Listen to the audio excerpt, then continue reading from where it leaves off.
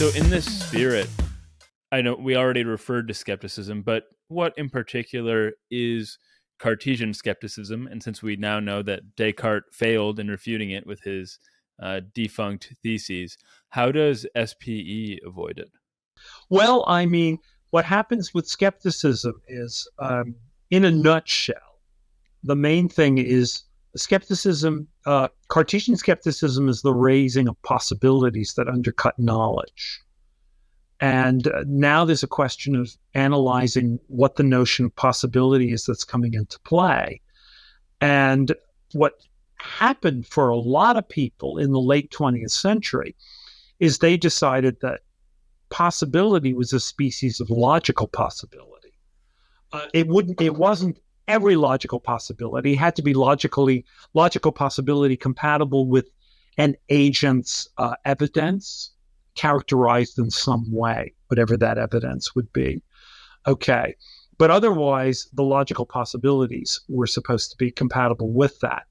And what I want to argue, what I do argue in challenging it, it's crucial, is that logical possibility is not the relevant notion of possibility.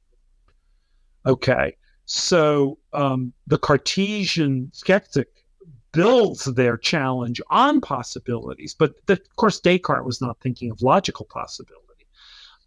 He was raising possibilities that, in some sense, were ones that his targets would take seriously.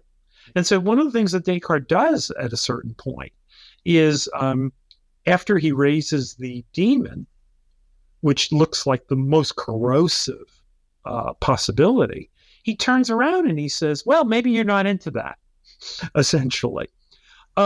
So imagine, and now he's got some sort of Lucretian picture in mind. You came together, a bunch of atoms and things are moving items in the void, conglomerated, and there you were. And then he says, what?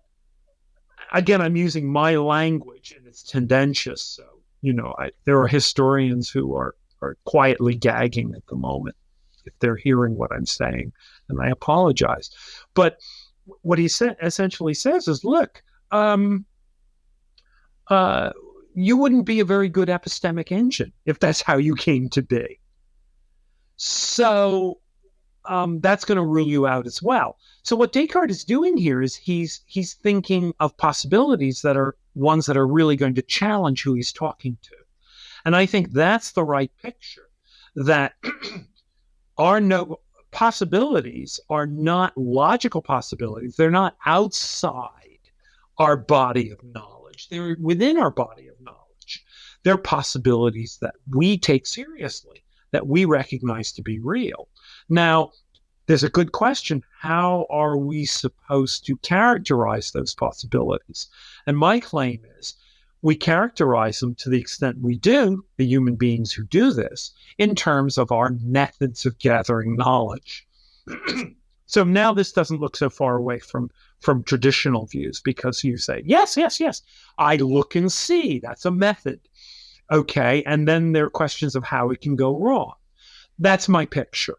So my picture is those are the possibilities, and we have to, they're not logical possibilities. They're possibilities arising out of what we take our methods of gathering knowledge to be.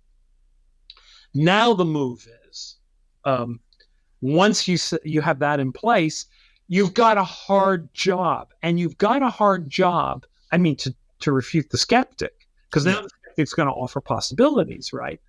And but this is going to slice and dice things a little differently from the way we might think they're sliced and diced. So, for example, someone like me, you bring up the evil demon, omnipotent, omniscient, and I'm like, I don't think that's a real possibility. How does that work? How does omnipotence work? What's the machinery of omnipotence? I don't get it. Okay, so then you show up with, and by the way, there's a nice question here. Who came up with this first? The brain in the vat. Okay. Putnam popularized it. It looks like it was in Nozick before that. I actually think a version of it shows, now someone will correct me on this, but I think a version of it shows up really first in Gilbert Harman's book, Thought. He's got a guy on a surgical table, and the surgeon's having a little fun with the brain, or, et cetera, et cetera. That's happens often for philosophers, it seems.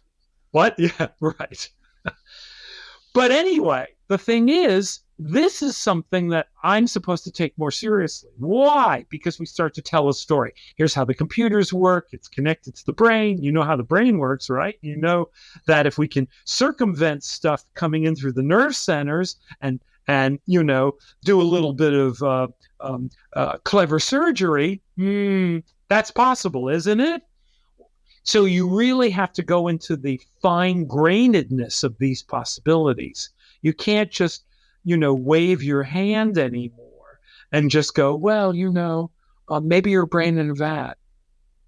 You have to really, come up with something.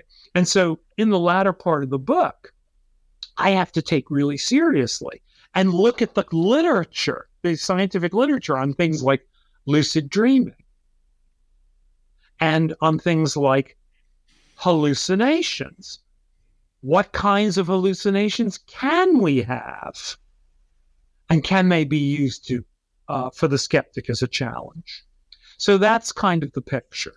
And I draw but again, this has empirical hostages. I draw the conclusion there are no possibilities of the sort that the skeptic needs to achieve skepticism. So that's, at the end of the day, the refutation of skepticism.